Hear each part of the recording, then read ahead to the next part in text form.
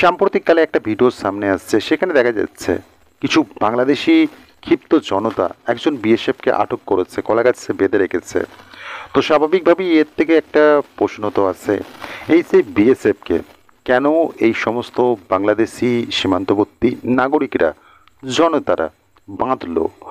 তো স্বাভাবিকভাবেই যে বিষয়টা সামনে আসছে যে এই বিএসএফ অর্থাৎ মুর্শিদাবাদের যে সীমান্ত রয়েছে, ভারত বাংলাদেশ সীমান্ত মুর্শিদাবাদ জেলার পাশে, তো সেখানে এই যে বিএসএফ তিনি দায়িত্ব পালন করছিলেন এবং একদল অবৈধ নাগরিক যখন মুর্শিদাবাদে ভারতে ঢোকার প্রয়াস করছিল, তখন কিন্তু এই বিএসএফ তাদেরকে ধাওয়া করে, তাড়া করে এবং তাড়া করার সময়ই সে বাংলাদেশের সীমান্তে ঢুকে পড়ে। তো স্বাভাবিকভাবেই ঝোপ বুঝে সঠিক সদ্ব্যবহারটা এই সমস্ত বাংলাদেশি চোরাকারবারিরা বা সেখানকার যারা সীমান্তবর্তী নাগরিকরা, তারা কিন্তু এই বিএসএফকে আটক করে। আটক করার কি ঘটনা বিগত দিনে আমরা দেখেছি, কিন্তু এখন দেখছি কেন দেখতে পাচ্ছি, এ নিয়েও কিন্তু একটা প্রশ্ন রয়েছে এবং প্রশ্নের উত্তর খুব সহজেই মেলে।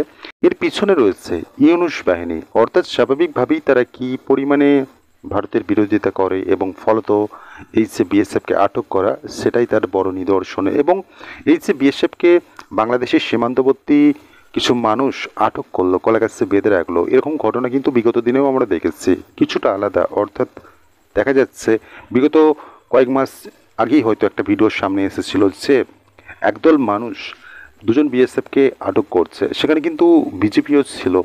তো স্বাভাবিকভাবেই ভারতীয় হিসাবে এই ঘটনাগুলোকে বিগত দিনে কিন্তু কখনোই দেখেনি, কিন্তু এখন যখন দেখছে একটা প্রতিবেশী দেশ তাদেরকে বিভিন্ন দিক থেকে ভারত সহযোগিতা করেছে সর্বস্তরে, এখনো পর্যন্ত সেই দেশ কিন্তু ভারতের সুবিধা নিয়ে চলেছে, তারা হঠাৎ করে ভারতের প্রতি এতটা অ্যাগ্রেসিভ হয়ে গেল। তো স্বাভাবিকভাবেই একটা প্রশ্ন আসে, এদেরকে কি জবাব দেওয়ার সেই সময় চলে এসেছে?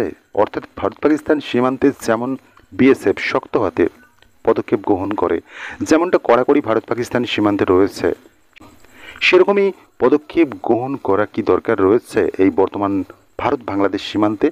অবশ্যই রয়েছে, কারণ এই ঘটনাগুলো কোনোভাবেই কোনো ভারতীয়ই হয়তো এই জিনিসটা মেনে নিতে পারবে না।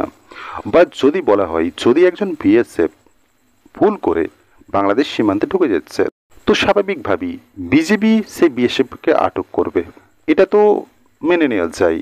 তো কিন্তু সেখানে একদল নাগরিক এই বিএসএফকে আটক করছে, রীতিমতো তার উপর অত্যাচার করা হয়েছে, এমনও বিষয় সামনে আসছে। তো স্বাভাবিকভাবেই প্রশ্ন উঠছে, এরা কারা?